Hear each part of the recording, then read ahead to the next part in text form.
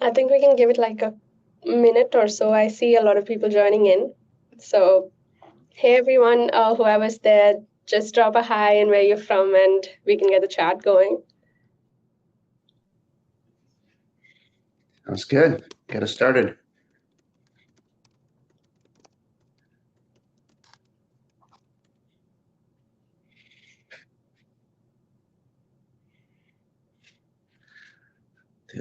Atlanta, Dallas, Florida, Phoenix, Jacksonville. Exciting.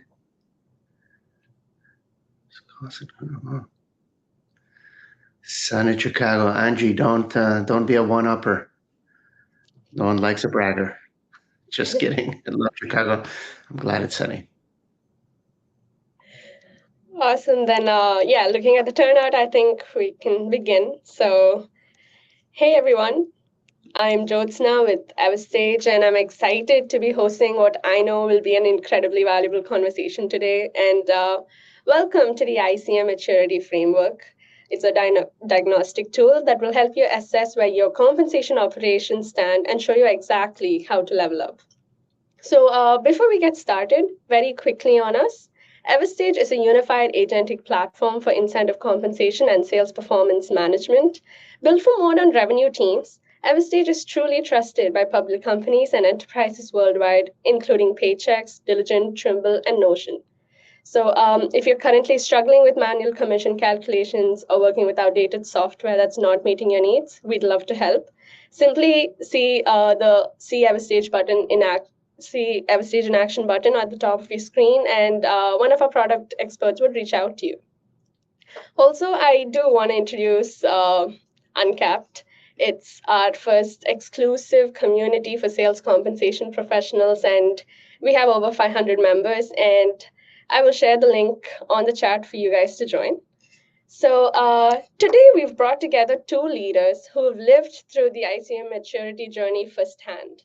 So over the next 45 minutes, we're going to explore the 5 maturity levels, help you diagnose where your organization stands, and give you a clear roadmap for advancing from reactive to strategic. So let me introduce our speakers now. So first we have Vincent DaCosta, Director of Global Sales Compensation at Databricks. Vincent is scaling ICM practices at one of the fastest growing enterprise software companies, managing complex compensation across global teams. He brings that real world practitioner perspective on what it takes to mature your ICM operations while maintaining speed and agility. Vincent, welcome. And joining Vince is Jose Alaman, VP of GTM Excellence here at Everstage. So Jose focuses on turning incentive compensation into a true revenue engine. Before joining us, he was the VP of Commercial Operations at Diligent, where he led large-scale compensation tooling transformations. So Jose brings that strategic operations perspective that's essential for anyone thinking about, where they stand. So, Jose, it's great to have you here as well. And just on the other side, you can put your questions in the Q&A tab. Vince or Jose will cover them as and when needed. So over to you, Jose and Vince. Thank you so much, Joe. That's excellent. Thanks for the intros, and thanks, Vince, for joining us. Yeah, Vince brings a ton of experience, and he's also an advisory board member for Uncapped. So another great testament for the community.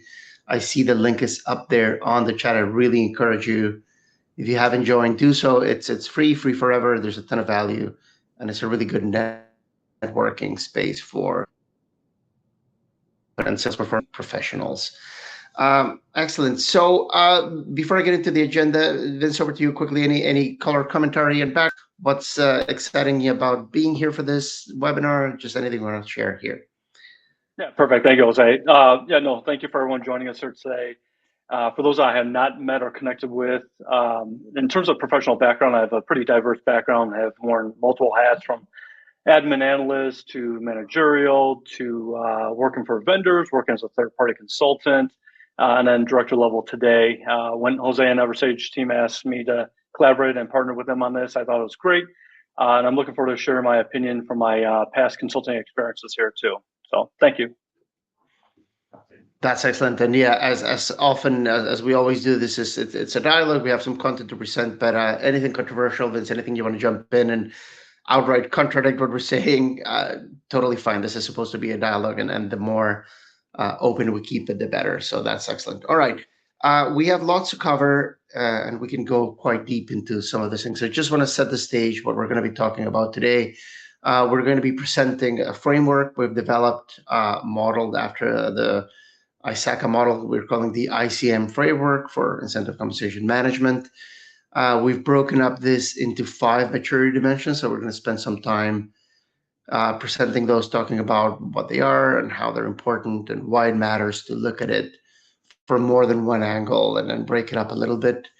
And I'm going to quickly introduce a maturity self-assessment tool we've developed, and really what we're wanting to get a call to action at the end is for most of you to go in, or all of you, and do the self-assessment, share with your colleagues. We think there's valuable information right there, and the broader the reach, the more the benchmarks are going to be useful. And we'll have some time for Q&A, but as Joe said, if there's anything pressing, just put it in the chat and we can kind of monitor it, and we might interject with that as we go. Okay, excellent. So do I have just a quick translation slide? So ICM Maturity Framework, what is it? Why should you care about it? So just introducing it. The capability maturity model or integration framework, it's a process improvement methodology that helps organizations develop and improve their capabilities in areas like product development, service delivery, and process management. It is maintained by the CMMI Institute, which stands for Capability Maturity Model, which is part of ISACA, which used to be the auditors organization, but now they've rebranded as just ISACA. It's an organization that stores a lot of the best practices and norms that are super helpful around the industry. So our Everstage model is modeled after that CMMI framework, but we've designed it specifically to provide insights around incentive compensation maturity for organizations. So leveraging a well-known model, but really transforming it to be more useful for our world. Yeah, Jose, I'll add in here. I like how the team has kept kind of the original framework here, right? And I think as we think about ICM and the maturity, from a 5-step type process, right? You kind of keep that progression here. So on the bottom left, you'll see kind of that initial, companies that maybe are newer, integrating sales compensation within an organization. Sometimes they start off very reactive, a lot of ad hoc activities, a lot of manual type processes, maybe no controls from a governance perspective, right? But as you continue kind of work your way up towards the top right, so really that optimization type stage, once you kind of hit that, which I think a lot of companies are always striving for that, but once you're kind of there, that's where that continuous improvement and that constant focus on getting better and better day in and day out, right? Within kind of this 5-step stage process, it's going to be very critical to the next several slides, right? So as we break it down a little bit more, we'll talk conceptually from that initial stage all the way to optimization, right? And what's really interesting about this too is, I've seen this from my consultative days, right? You never kind of know what you're going to walk into with a client, where they're going to be within the stage, but that's kind of half the fun, right? Is kind of understand where they are and then supporting them and really driving them to that top right corner there. Totally. And yeah, like what you said there, the top right corner is really the beginning of a different journey, right? It's not, you're not done when you're there. Actually, optimizing is all about continuous improvement, but you've set the stage, you have the models, you have the mechanism, and you've built the muscles to continuously improve, which is fantastic. So, all right, excellent. So, and yeah, we really did want to keep the same framework because this is something that's going to be familiar in your organization. People will have seen the stages.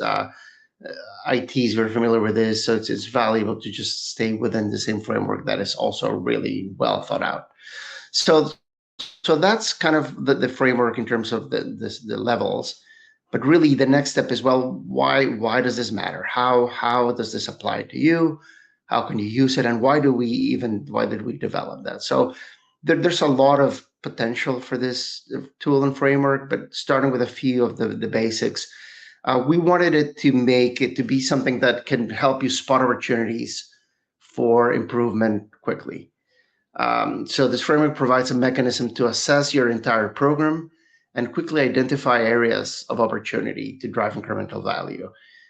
If there's any low-hanging fruit, it's something that the framework is going to help you find it. And also, it's a great data-led or data-driven way to gather evidence and to bring others along with the journey. So it's one thing if we're professionals standing on a mountain and just shouting all these ways our programs could be better, but if you can have data-driven tools and bring others along for the journey, it just makes your job at communicating faster. So that's the first point. Vince, why don't you go tell us through the investment phase? How do you see this helping?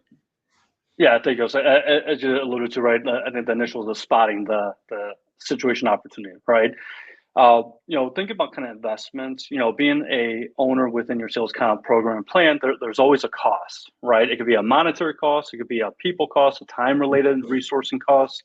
And what's very important, as you kind of go through this journey here is you got to understand your current state, right? What are some factors that might be limiting you, right? To really kind of maximize the ROI or value across all your investments. And by investments, it could be your people, processes, or systems and tools, right? Like those are kind of your three pillars there. If we think about kind of incentive comp management overall, right, it's a very complex, a lot of intertwining moving parts, different players within your team, your stakeholders, your internal, external stakeholders, and then all kind of working in concert within kind of your policy and governance framework, right? So really understand that the full current state across that matrix there is very important.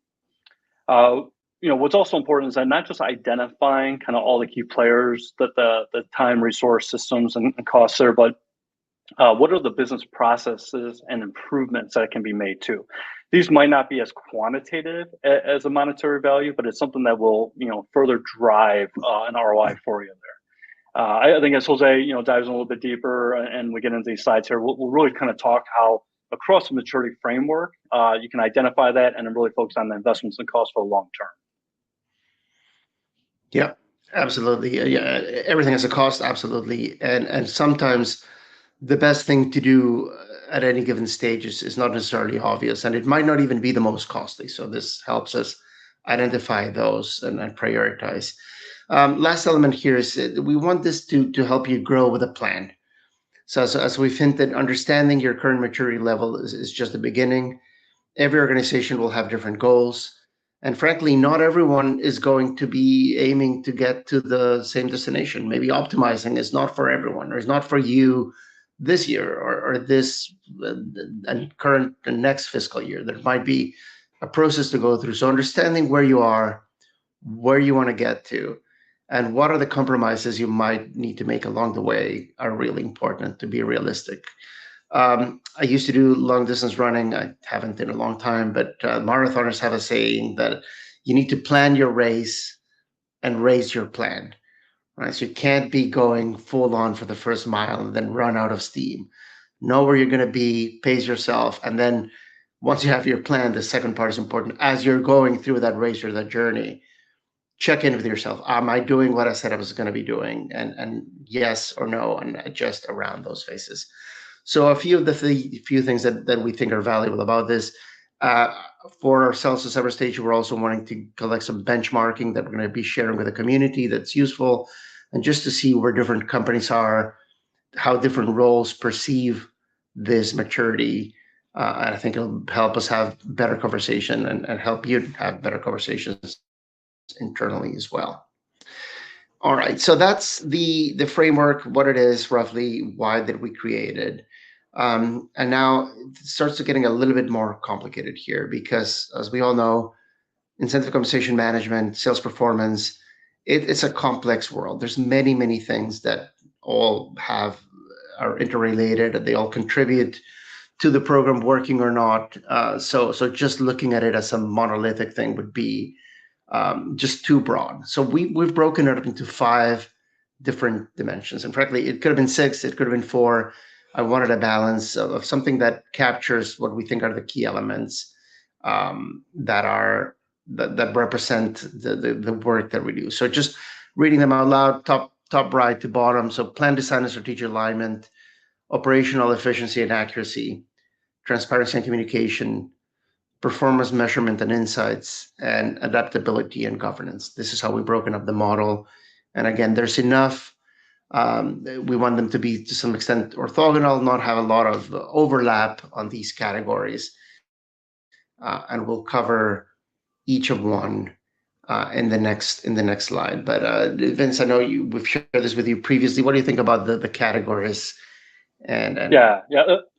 To your point, you could have 3, 4, 18, right? What I like though, the way that you guys have structured this, right, is that within the framework you can evaluate each of these dimensions independently, but then at the end it gets all tied back together, right? So you can kind of streamline your focus within the plan design, the operational, and so on, and then you kind of see how it all ties together at the end there. They all, any of us have been in the space, right? They all contribute to the overall maturity of your program, right? Some might be, at a certain stage, while others are a little more optimized versus initial. And each one kind of, presents unique challenges and opportunities too, right? There's always an evolution, as you're taking over a program or you're continuing to make it even better there, right? But yeah, just, as we go through this, just kind of think about your organization, where you may fall, and, any questions that you may have, feel free to pose us as we go. Excellent. So the next set of slides, we'll get into each one of these a little bit. Again, we could go way deeper into all of them, and it's not the purpose here, but just explain how do we think about each of these, and then some of the markers that you would see along the way. So starting with plan design and strategic alignment. Pretty self-explanatory. It just measures how well are the plans structured to meet the business objectives and motivate the desired behaviors. Are we linked to the right strategy and goals? Is it clear, measurable, and fair? Do we encourage the desired behaviors? And is there a formal process for plan design and iterative improvement? And this formal process thing, you'll see it along the way. Again, if you think about the maturity curve, it is ultimately the underpinning of getting better is having formal processes to improve and understand where you are. So that's a common thread along all dimensions. So not a surprise, plans need to be well built out. They need to represent what we're trying to do and map to the objectives. Now, if you look at how different stakeholders would perceive low maturity or high maturity, we have this chart here. We have it for all of those 5 dimensions. I'm not going to read it all out, but if you see, let's just focusing on maybe sales management as someone that has to live with the plans every day. Low maturity, they're probably going to be, plans are hard to explain. They won't feel they're tailored to the specific market, and they're not very effective at driving behaviors, right? Versus on the high level of maturity, well-defined plans connected to the strategy, behaviors can be modeled, and we're helping retain talent. So that's obviously just one of the lenses through which you can see this one dimension. Different roles will have different perceptions of it, but overall it all supports this concept of the better your plans are designed and the more they're mapping to the objectives, the better you are. So things you'll see as organizations mature, plan design is more proactive. There's more use of data and scenario modeling. Obviously, AI these days to simulate outcomes. And at the highest level of maturity, plans really become a strategic lever or an engine of growth. Teams can model what-if scenarios, adjust behaviors, and really it's one of those elements that turns ICM from a static operational process into more of a dynamic strategic advantage that drives performance and obviously growth. So this is dimension number 1. Vince is going to take us through the next one here. I know it's close to you and dear to your heart, Vince. Mm-hmm. Yeah, thank you, Jose. So operational efficiency and accuracy, right? For a lot of us that wear kind of the more operational administrative type hats, this is really taking a look at how well your processes and systems actually run, right? Are they efficient, accurate? Are they scalable and repeatable, right? That ultimately is what you want to get into place for long term there. If you go to the next slide, actually, Jose and team. What I like to, and I think you kind of alluded to this prior, but I like how this is broken down within kind of the 4 categories, right? The plan and admin team, frontline sales, sales manager, and finance team. And what's nice about this is that you start to get kind of that 360 perspective on the program. So it's not just you as kind of your feet on the ground, kind of doing this day in and day out, but also from your other internal stakeholders and getting their feedback back, right, wrong, or indifferent, right? What is tricky though is actually trying to get those stakeholders' feedback and then synthesizing it to actually actionable next steps there, right? But within here, kind of looking from left to right, the low maturity to high maturity, you'll be able to kind of read the boxes there and then the slides later on. But early stage organizations or organizations that are taking on sales comp initially typically rely on spreadsheets, Excel, maybe a data warehouse, a lot of manual processes, a lot of manual checks. That ultimately results in errors, very slow turnaround time, especially if you're trying to hit your payroll. And then, if you're looking from a sales rep perspective, most likely you're probably hurting kind of that trust factor, right? If there's errors and issues within their paychecks. But as you kind of continue to evolve all of that 5-step progression, and as a company and the sales comp org matures, one of the big things that is integrated is automation, right?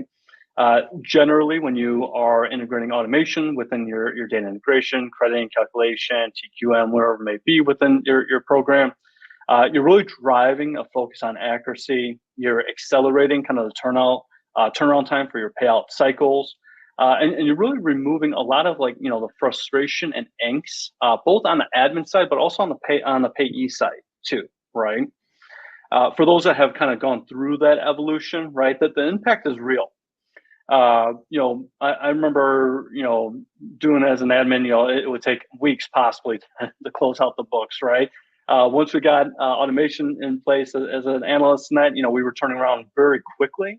We were driving kind of the thoughtful conversations with our executives, our finance teams, and so on before we would hit payroll. So we all felt much more comfortable through the use of automation, right? We built a lot of credibility as we did that. And we continue to keep our sales organizations and teams in the past very motivated, right? They start to trust the system the more that you have automation and transparency there. I would say that, as you get to kind of the high maturity side on the right side, or maybe like more full maturity and optimization, you start to see a seamless integration across your systems, your teams, and really have a single source of truth, right, from an operational perspective there. Frees up, time. And I'm a huge advocate in my past and current state is, getting away from the non-value added work from an ops perspective and become more strategic and being more of a partner to your end user customer, which is typically your sales organization, right?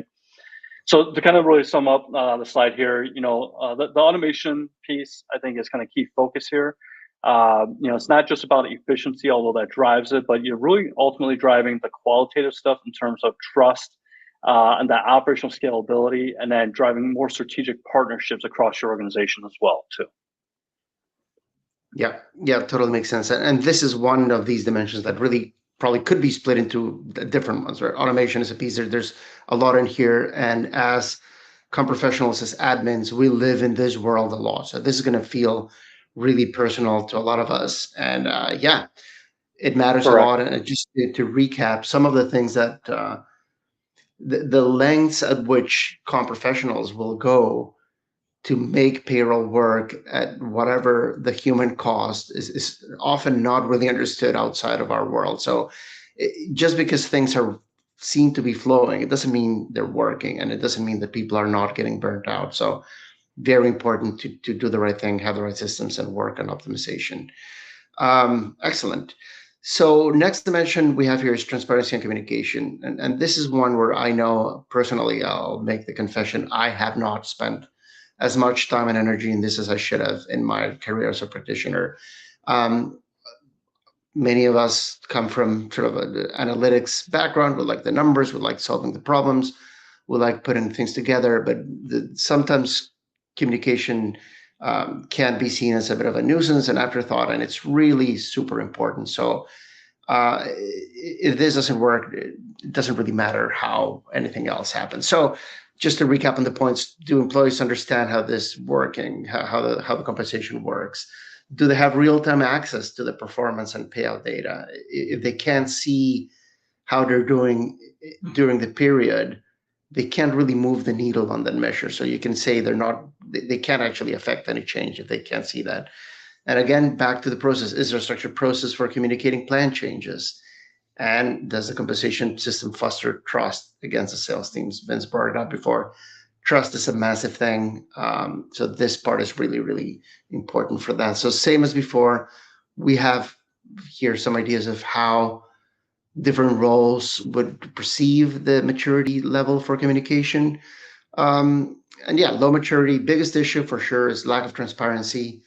People might just actually don't even understand how their pay is calculated. And that leads confusion, frustration, disengagement, shadow accounting. Just nothing good comes from that. Then as we go more mature, we start defining metrics more clearly. People know what behaviors are rewarded, specifically how performance is measured and how the payouts happen. And going back here, accessibility is key. It's not enough to be able to calculate it. You need to be able to show it and put it in front of people that are their livelihood depends on this. Obviously, mature systems, systems like Everstage can help you get there with things like real-time dashboards, personalized statements. That is part of the answer. But really, across the board for everything we're talking about, it's never just a technology problem. Right? You really need to think about technology, people, process, policies. Like it all plays a role together. Yeah. So high maturity. What we're looking for is a culture of fairness, accountability, and motivation, where effort and reward are clearly linked.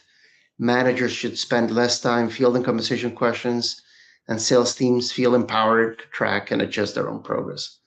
So we need to think about transparency. It's not just about information, but it's really creating a self-directed, engaged, and highly performant sales force. So super important dimension.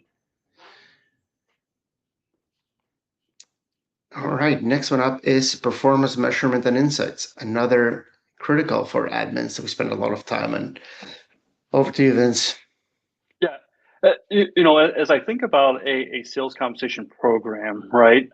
Sometimes you don't always start with the plan design, but you also kind of think about like what is the end game, right? And generally the end game is how are we going to measure and gain insights from our program and kind of work our way backwards there, right? So all these categories are very critical, but I think this is one where as you think about the long-term plan, everything ultimately feeds into this, right?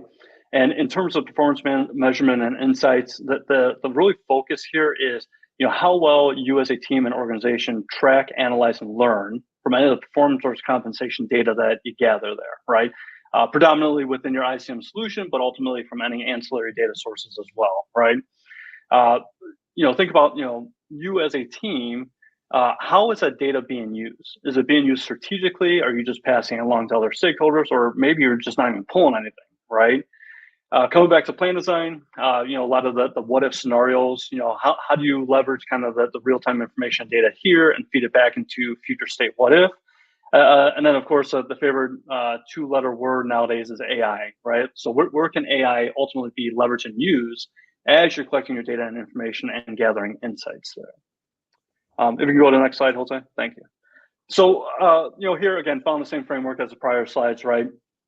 Look on the left side, if you're looking at kind of the lower maturity or kind of the initial stages, I think we've all been there before, right? The reporting typically tends to be very manual, very backward looking.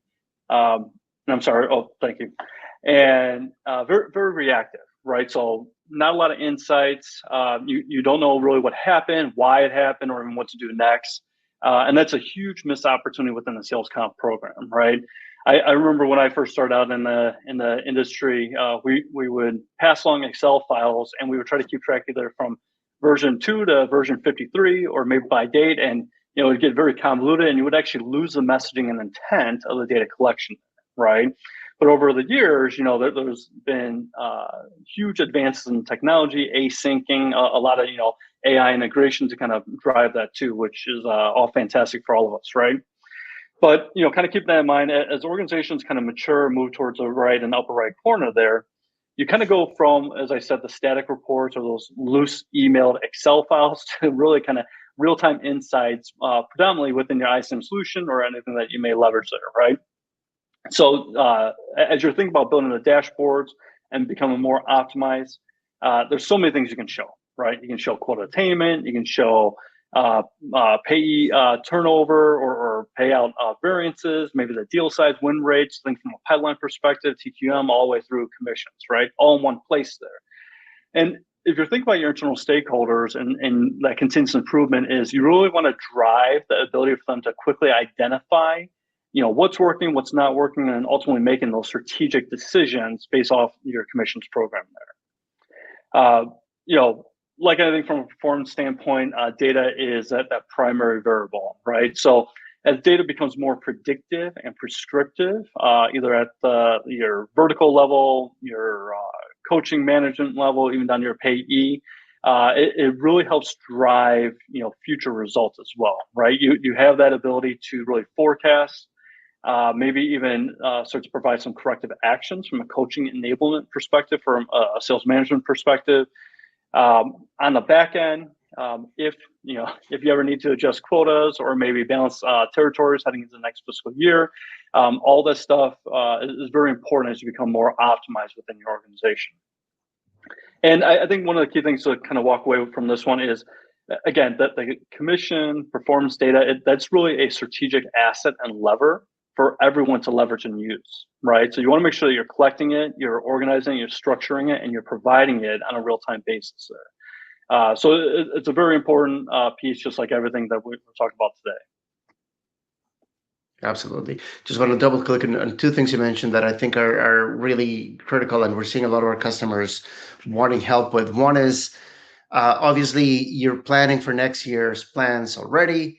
And this process of ideating what's coming up starts fairly early in the year, right? So you might have just launched your plans, you're in the middle of the year, and you already think about, well, what's coming next year? And you need to be able to see, well, how are the plans we just launched? How are they performing? And of course, it's early on. So having the discipline and the tools to get the early warning signs that can guide you as you go into the next year. So this cycle is pretty compressed. We don't have a lot of time to come up with improvements. So we need to be very good at understanding what we're seeing.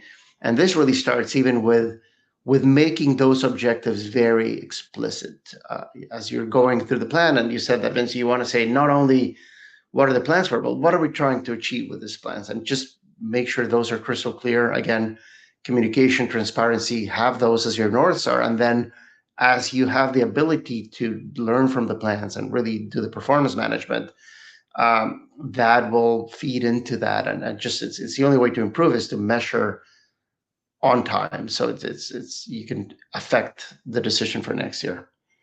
Correct. I think this is one of the key ones that really drives the continuous improvement focus, right? Making a data-driven type decision or strategic decisions in the future too.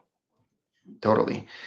And yeah, of course, and finance will be very keen on being able to forecast and understand the impact. So again, one big category that could probably be broken up like many of these. All right, the last one here is what we call adaptability and governance. So this category looks at how flexible and how well governed our incentive program is really. Can it adapt when the business, market, or regulations change? Is there clear accountability?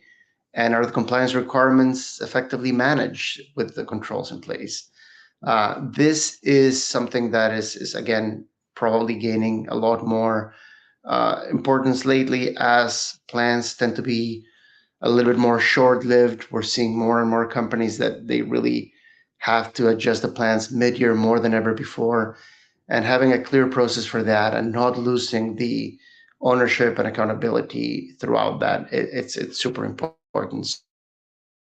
So very critical piece of the puzzle. And again, I'm going to show how some of those so how roles might perceive that. And let's just maybe look at finance, for example, here. So at low maturity, a finance person would see that it's all manual processes, impossible to track changes or ensure adherence to accounting standards. Like ASC 606 is one of them, but obviously making sure you're audit ready and you can prove you have paper trail of all the decisions and how they happened. Compare that to the high maturity world where the ICM program ensures complete compliance with all financial regulation, and adaptability allows us to maintain financial integrity and strategic agility. Very different scenario there for the maturity. And that that trend continues along different roles. What do we tend to see across lower maturity? Plans tend to be static. They're put out sometime in Q1, and they're designed ones are rarely revisited. They might fall out of sync with the strategies or market realities, but there's just no capacity to change them, so they stagnate. And as maturity increases, adaptability becomes not only possible, but also intentional. Plans are reviewed more frequently to ensure metrics still reflect the business priorities and conditions. It doesn't necessarily mean we're going to change the plans every quarter, but we're knowing what we're up against. We can compensate things like spiffs and understanding what is the reality of the market. And again, mature organizations also build strong maturity and governance frameworks, clear accountability, policies are clear, and structure review cycles. And at the highest level of maturity, the governance and flexibility coexist, which is often that balance, right? Do you want to be very tightly controlled, or do you want to be flexible? Well, reality is you probably need to be both, and that is it's hard, but it's possible with maturity on this in this front. So ultimately, adaptability and governance turn your ICM from a rigid admin function into more of a living strategic system, driver of growth, and one that can evolve with the business and reinforces agility, accountability, and long-term sustainability. So it's a nice wrap up to the whole thing. This touches on all the elements as well. Vince, before we move on, any final reflections on the dimensions and how they all play together or interact?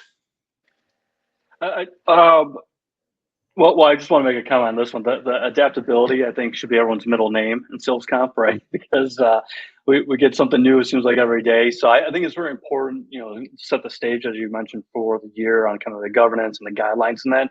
But, it's always we've got to keep our head on a swivel on what do we need to adapt to next, right? Whether it's economic conditions, industry, change of direction, strategy, and that. So I think that's very important.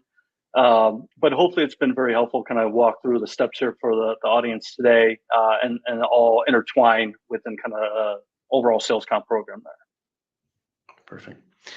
All right. So last topic of the day here, the ICM maturity self-assessment. So I hinted at that we've created this thing to help you achieve, to just understand where you are. Just going to talk a little bit about how it works. So it's a tool based on a very short questionnaire. It's online. It takes 5-6 minutes to complete. It's just 5 questions. And what we did is we built this from the point of view of each of these 4 roles. So you can take this quiz as a plan administrator, as a frontline seller, sales management, or a finance person, FP&A, CFO type. And the whole the way the tool is built, it's just based on your perceptions, very much like those contrasts we saw on the earlier slide. So you don't have to be a specific expert or domain expert to really be able to do it. And if you're sharing this with other people in your org that have any of those roles, they also don't need to really understand the complexity of this to just show how they're actually perceiving the world. So it's short. It's obviously an oversimplification of the program, but we've done some testing. We did a soft launch, and it does seem to be capturing disproportionately good insights for the effort that goes into this. So I really encourage you to do it. There's at the end of the survey, there's a link to request a meeting with me. Let's definitely do that. And if more people in your company were to fill this out, we can have a more complete picture of maturity from different points of view, right? It's not just where you think you are as the comp professional, but also how other people might perceive this, and that other people might be very important stakeholders for you, again, like your finance partners, your sales leaders. So a really good tool to understand how perceptions are around the company. So that's the questionnaire. So why do we think this is important? What's in it for you? So there's a few things that we get out of this. So first of all, we wanted this to deliver immediate useful insights to anyone that does the self-assessment. So once you go through it, you click through the end, and you'll get an overview of the model. You'll get the maturity level by dimension, and overall, you'll get a quick roadmap that shows what would be the next steps. And of course, this is generic, but again, pretty good, and it's a good starting point for future conversations. So that's one thing. You get immediate value, a personalized roadmap of where you are. The second objective was to have mechanism to open up deeper conversations about the topic, both internally with your own company and of course with us. How can we help you achieve your goals? And as we've said multiple times, this is not a system driver. There's a whole complex program. Right systems can help along the way, of course, but it's more than that, and we're able to help in different capacities. So we have this built in, this link here to have a no cost, no obligation meeting with an expert.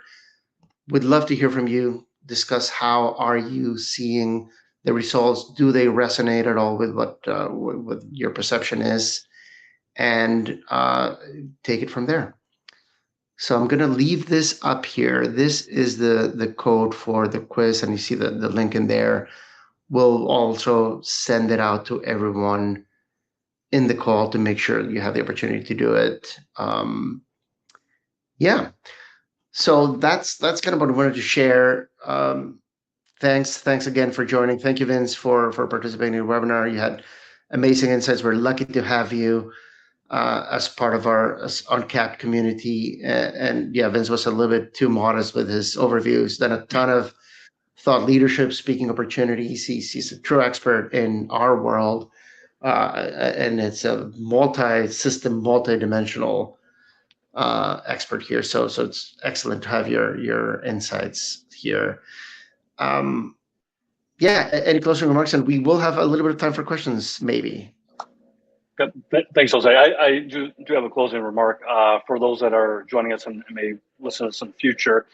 One advice or piece of advice I would provide is, whether you've been in your role for years or you're going into a new role in that, always take a consultative look at your program at least once a year, right? And I think this framework that the Everstage team, is really driving here, I think is great, right? Kind of breaking it down a little bit, your 360 cross-functional stakeholders. But it's very important to take a step back at least once a year to really dive in deeper and see where you are today and then where do you want to be in the future and then what are the next steps to get there, right? It's always a marathon, right? It's a journey to get there. But it's very important for those on the call here and your team to really be the leaders within your organization to do that. So, but thank you for the time today. I really appreciated being a partner on this. Excellent. And we have a question that's directed to you, so I'm going to read it out loud here. It says, Vincent, at Databricks, you're managing comp at scale. How do you get buy-in from different stakeholders, like sales leaders, finance executives, when proposing maturity improvements? What has worked and what hasn't? I suspect we need a lot of time to answer that in depth, but any pointers? So very loaded question, I think, and I'll take a much broader perspective, like over my career, right? My big thing is that whenever I'm trying to work with internal stakeholders, is I never come to the table with a white piece of paper, right? I always come with a defined thought process, options, proposals, recommendations, and then understand kind of mitigation and risks that might be pointed out, right? To your point, I think, Jose, earlier from your running days, I always like the saying of failure to prepare is preparing to fail, right? So in order to kind of get your stakeholders on board, you need to really prepare and have those live conversations as much as possible with your different stakeholders there. So again, I mean, we could talk all day about getting stakeholders on board, but I think it's all the preparation and coming to the table with something and not letting them kind of dictate and drive everything for you.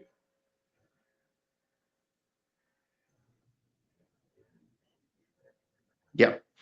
That makes sense. So we have another question that's related. I'm going to take a crack at it and then hand it on. So the question is, so for anyone who needs to build a business case, what is the clearest ROI story you can share about moving from high to low ICM maturity? What metrics actually move the needle? I'll start with one thing that usually doesn't necessarily work is just to take the road of the team is overworked and we could save some time if we had this thing. It is always true. It's a fact of life. We care a lot about it, and it's important, but it doesn't always resonate. If your CFO says, yeah, okay, so you guys have to work hard, guess what? We all work hard. So that's not necessarily going to be very compelling. What is compelling is to play on the strategic side of things. Like, what are you leaving on the table by not having a plan that is connecting your strategy to your objectives, a plan that salespeople trust and actually motivates them to go the extra mile and get those deals done. And then a little bit of fear, uncertainty, and doubt is appropriate sometimes. What about your attrition? Are you losing reps because they don't understand what they're doing? Like, they're just try to connect your goals with what the business cares about, which is usually making more money, saving money, reducing risk.